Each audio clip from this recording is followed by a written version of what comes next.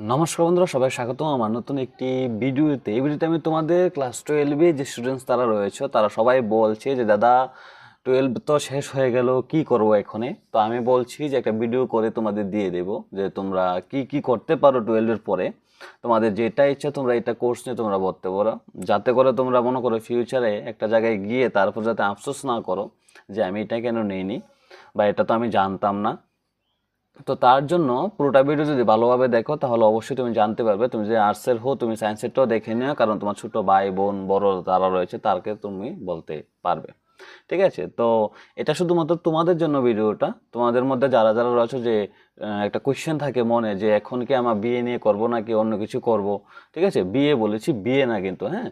তো এই যা কিছু তুমি করতে চাও জীবনে, তো সব কিছুরই এখন থেকে শুরু হবে। ঠিক আছে, তো শুরু করতে গেলে তোমাদের আগে জিনিসটা পথটা তোমাদের লক্ষ্য স্থির করতে গেলে আগে রাস্তা সম্বন্ধে তোমাদের জানতে হয়।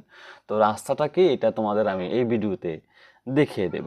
চলো এখন দেরি না করে ভিডিওটা আমি শুরু করি। দেখো তোমাদের মধ্যে যে ক্লাস 11-12-এ রয়েছে তোমাদের মধ্যে তিনটা কোর্স থাকে তোমাদের, যে সায়েন্স থাকে একটা, কমার্স থাকে একটা, আর আর্টস থাকে একটা। ঠিক আছে, তো প্রথমে আমি তোমাদের দিচ্ছি সায়েন্সের, মানে যারা রয়েছে যারা 12-এ সায়েন্সে পাস করেছো তাদের জন্য। ঠিক আছে, তো আর্টসের তারা বা কমার্সের তারা ভিডিওটা দেখো, কারণ তোমাদেরও অনেক লাভ হতে চলেছে, তোমরা অনেক আইডিয়া পাবে যে না কি আছে জীবনে। ঠিক আছে, দেখো সায়েন্সের স্টুডেন্টস তারা দেখো তোমাদের একটা কোর্স থাকে পিসিবি আর পিসিএম।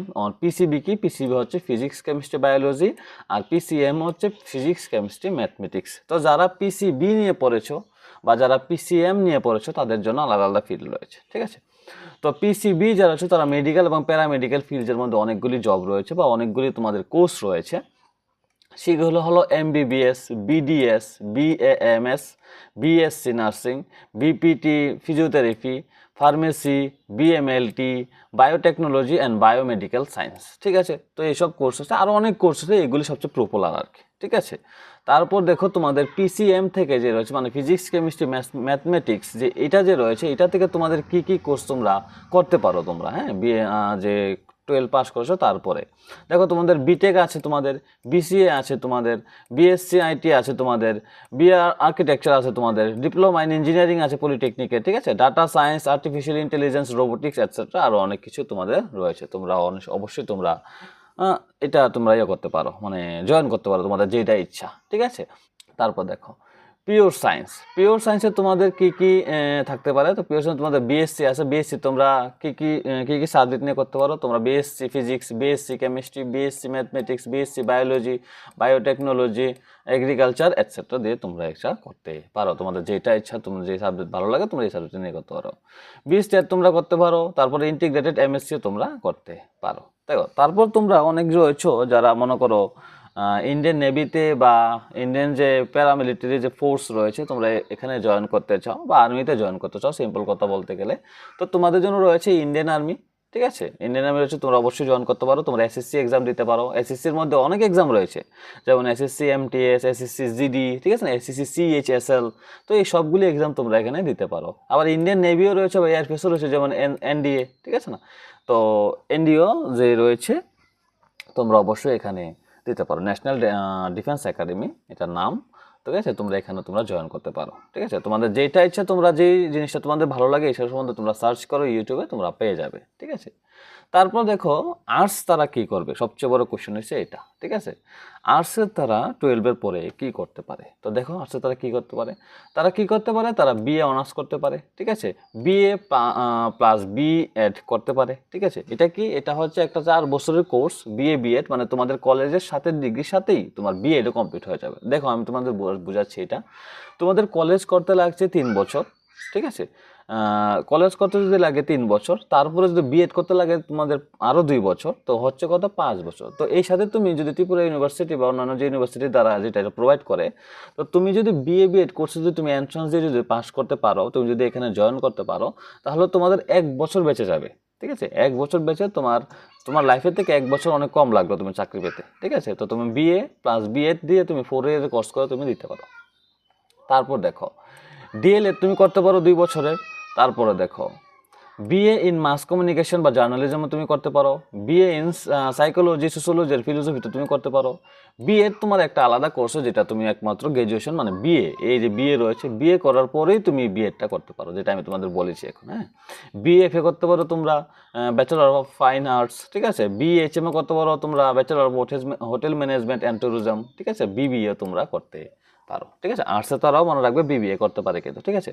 মনে রাখবে একটা জিনিস মনে রাখবে, কমার্সের যে স্টুডেন্টসগুলি আছে, কমার্সের যে কোর্সগুলি আছে, সবগুলি কোর্স আর্টসের তারা করতে পারবে, আর্টসের সবগুলি কোর্স কমার্স তারাও করতে পারবে, ঠিক আছে। কিন্তু সায়েন্সে একটু ব্যতিক্রমে আছে, ঠিক আছে।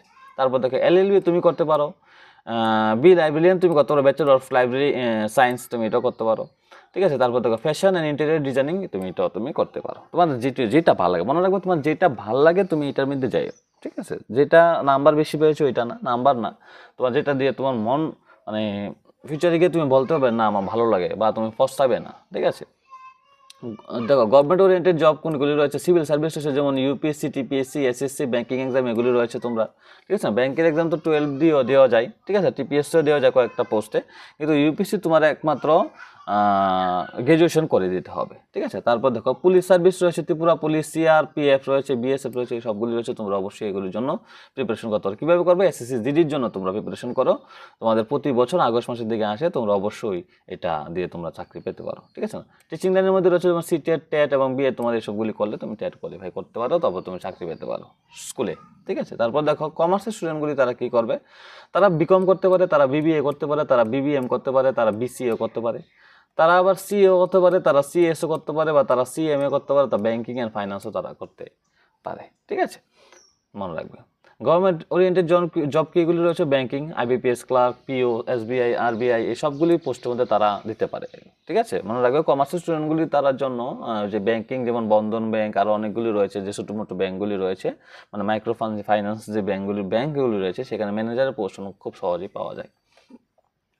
এসএসসি, ইউপিএসসি বা স্টেট গভর্নমেন্ট এক্সাম তুমি দিতে পারো। ত্রিপুরা সিভিল সার্ভিসও রয়েছে, টিপিএসসি, এটাও তুমি এখান থেকে দিতে পারো, ঠিক আছে। মনে রাখবে তুমি এইচডিএম হতে পারবে এটা পাস করলে। এখন দেখি আমি ত্রিপুরার মধ্যে যে বড় বড় বা যে নাম করা কলেজগুলি রয়েছে, একটু হচ্ছে প্রথম রয়েছে যে ত্রিপুরা ইউনিভার্সিটি রয়েছে, ঠিক আছে। ইকফা ইউনিভার্সিটি রয়েছে, এমবিবি ইউনিভার্সিটি রয়েছে, Tripura institute of technology, TIT রয়েছে।